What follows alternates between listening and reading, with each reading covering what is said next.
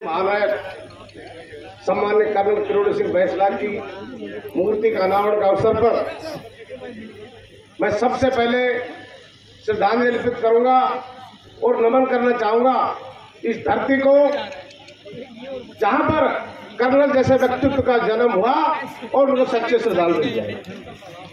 मैं नमन करना चाहूंगा, श्रद्धांजलि देना चाहूंगा हमारे 72 शहीद जिन्होंने अपने लिए समाज के लिए कुर्बानियां दी और जिनके कारण आज हमारा आरक्षण लागू हुआ है, उनको भी मैं नमन करना चाह रहा हूँ। हमारे इस कार्यक्रम में मंच पर उपस्थित और मंच का संचालन करने वाले सम्मानित पूर्व विधायक मान सिंह जी, पूर्व जिला प्रमुख सम्मान्य अजीत जी, हमारे आसीन से परम श्रद्धेय महंत हेमराज कोसवाल जी, भाई भूरा भगत जी, अशोक जी, पलवल से पूर्व विधायक सम्मान्य सुभाष जी, भाई महेंद्र खेड़ला जी, मटू जी और सभी उपस्थित यहाँ पर जनप्रतिनिधिगण पेड़ गए। इस बैंसला परिवार से सम्मान्य सुनीता बैंसला जी और विजय बैंसला जी, जो भी उनके उत्तराधिकारी उन्होंने और सारे गांव ने मिलकर के आज ऐसे महान योद्धा की मूर्ति का अनावरण किया। ऐसे मौके पर मैं निश्चित रूप से दो तीन बातें कहना चाहूंगा।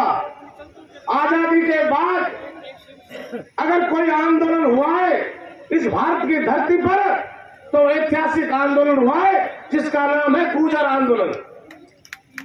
पहली बार सुना होगा, लोगों ने धरने दिए, प्रदर्शन किए, सड़कों पर बैठे, लेकिन रेल रोको आंदोलन किया है तो कर्नल साहब के नेतृत्व में इस गुर्जर समाज ने किया है। मैं कहना चाहूंगा कर्नल साहब की टीम में भी थे हम, कर्नल साहब के काम भी किया है और कर्नल साहब उस समय हम जिम्मेदारी दूसरे मिली थी तो भी आरक्षण दिलाने का काम किया है।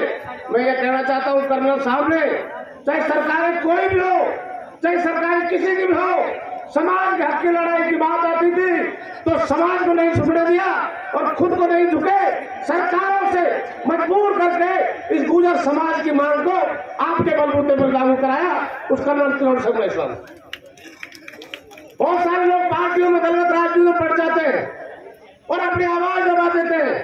मैं मेरे बारे में ज्यादा नहीं कहता हूँ, मैं निर्भीकता से इसलिए बोल जाता हूँ कि जब जिससे सरकार आती है और जिसका सरकार में प्रतिनिधित्व होता है वो दबक कर बैठ जाते हैं, सरकार के खिलाफ नहीं जाएंगे। लेकिन मैंने कहा आज कौम के लिए चाहे सरकार कुर्सी चाहने पड़ जाए, लेकिन कौम जिसमें पैदा हुए इस महान कौम के हक की लड़ाई के लिए हेम सिंह बढ़ाना 24 घंटे साथ था। जेल भरो आंदोलन भारतीय जनता पार्टी हमारी सरकार थी, तब भी हम जेल में थे।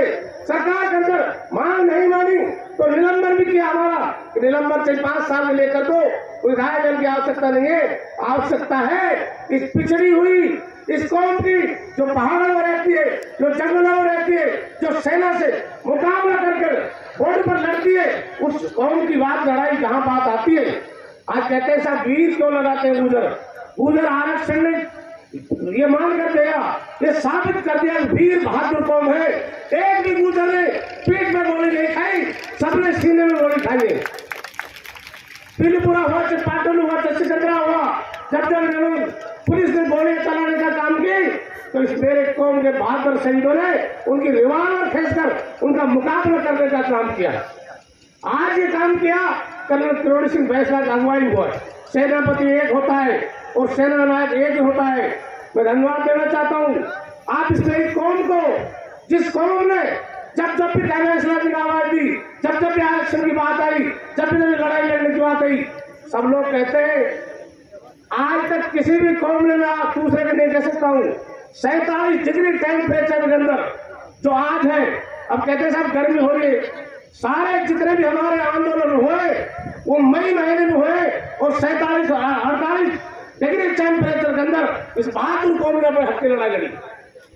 आज कहना चाहता हूँ कि कौम संगठित रहे, आगे बढ़े और सब एक रहे। निश्चित रूप से हम एक रहेंगे, संगठित रहेंगे, आगे बढ़ेंगे। कर्नल किरोड़ी सिंह बैंसला की जो आवाज थी उसको आगे बढ़ाने का काम करेंगे। ऐसे वीर शहीद को मैं नमन भी करता हूँ और मैं नमन इस पूरी सरदारी को करता हूँ जिसने इसको अंजाम दिलाने का काम किया। जब जब भी कोई बात आएगी कौम की, उसके लिए सब कंधे से कंधा मिलाकर काम देंगे।